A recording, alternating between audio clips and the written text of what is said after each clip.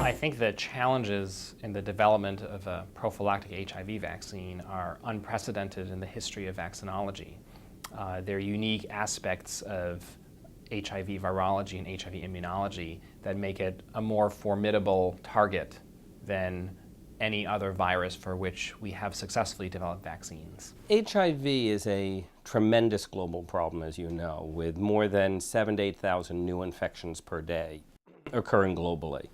And currently, there's no evidence that anyone is able to have sterilizing immunity or to self-cure or resolve an infection, which is different than what we've experienced previously with infections like the flu or mumps, measles, rubella, where individuals become ill, have a period of illness, and then recover, and then have protective immunity.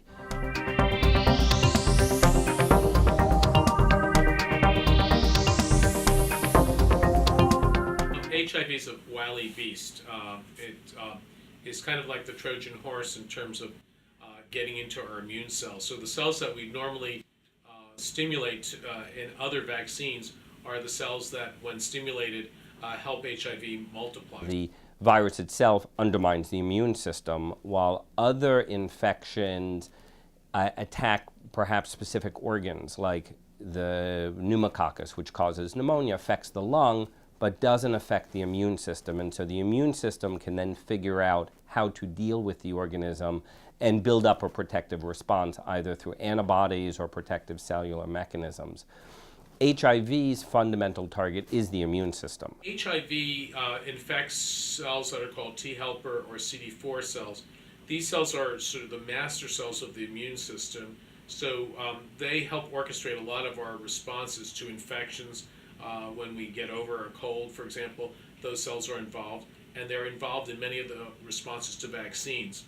HIV as well is a retrovirus, and so in its own replication process, it is a very sloppy in its replication, so that its progeny have tremendous biodiversity. And so within individuals who are infected with HIV, we often consider them as having quasi-species. And this is within a given individual infected perhaps for years or even longer. There can be quite biodiversity of the HIV in that individual, let alone globally, where there are multiple clades of HIV or different kinds of strains. And this creates a tremendous challenge to identify common aspects of the HIV coat that the immune system can systematically target.